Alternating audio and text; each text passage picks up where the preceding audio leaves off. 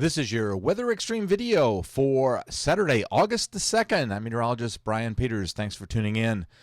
Well, we have a rather complicated weather pattern going on, so let's take a look at the SkyCam network. There's a look at Fayette, and we have a cloud deck over the area with some passing showers.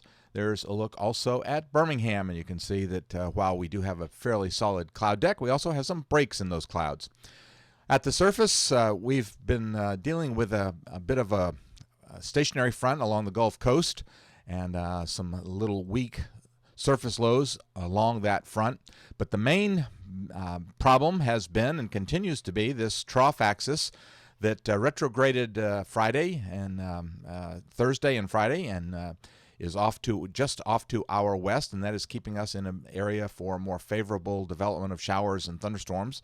And basically on radar this morning, we see over the southeastern U.S. On the big radar picture, we see those scattered showers and thunderstorms.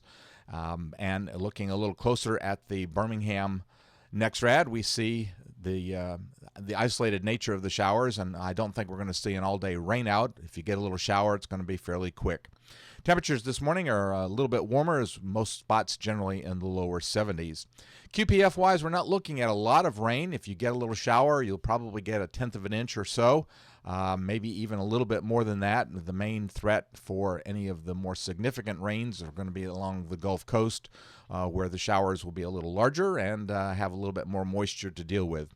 And nice to note that while there's a large area of thunderstorms possible across the U.S. represented by the green area, certainly not looking at much in the way of organized severe weather activity.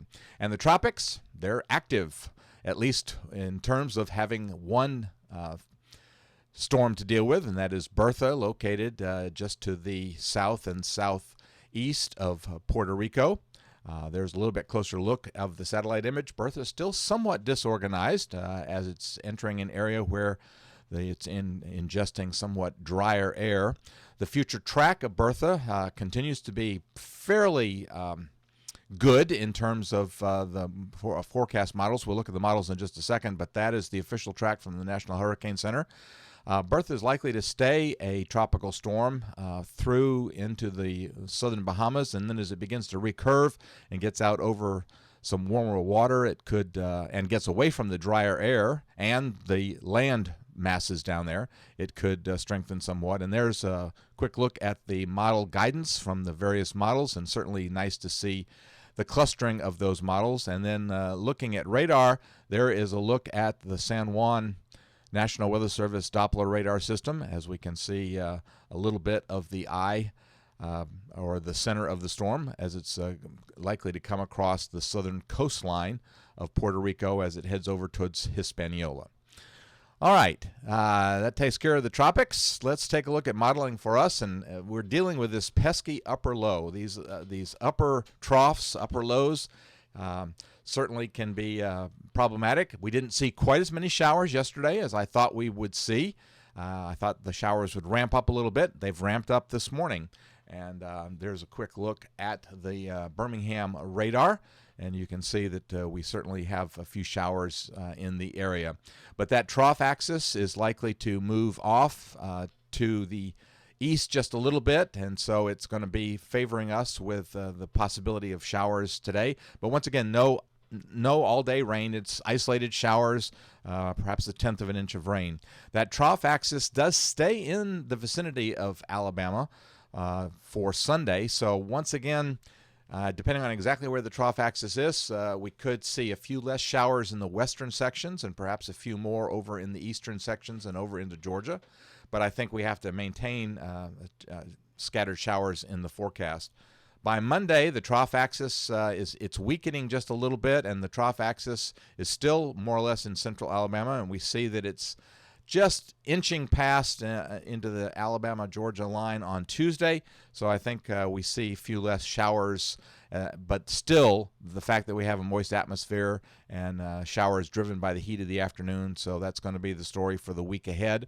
That trough axis does move on Wednesday off into the southeast coast of the U.S., and then Thursday We see that the trough axis is along the east coast, but also notice that we're getting a little disturbance that is moving through that northwesterly flow. The northwesterly flow should help us to see slightly drier air coming in from the northwest, but by the same token, we also have to watch the possibility for these little disturbances to come through that flow and bring large clusters of thunderstorms some great distances.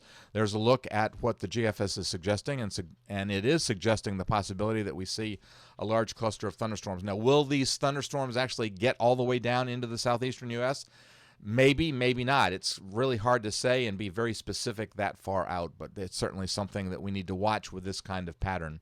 As we get out to Friday, the flow remains somewhat northwesterly for us, and into Saturday, a week from today, and we see the ridge getting a little bit stronger, at least briefly, but we still see, for a voodoo country, we still see around the 14th of August, we still see this overall long wave trough pattern over the central part of the country, so that certainly suggests the absence of any extreme heat.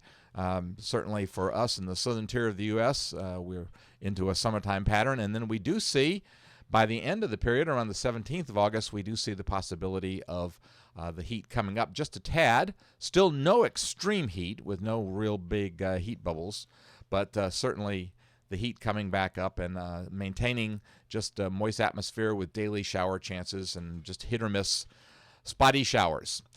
Well, that'll do it for the Weather Xtreme video. Expect to have the next one posted first thing on Sunday morning. In the meantime, stay tuned to the blog for updates on the ever-changing weather across central Alabama.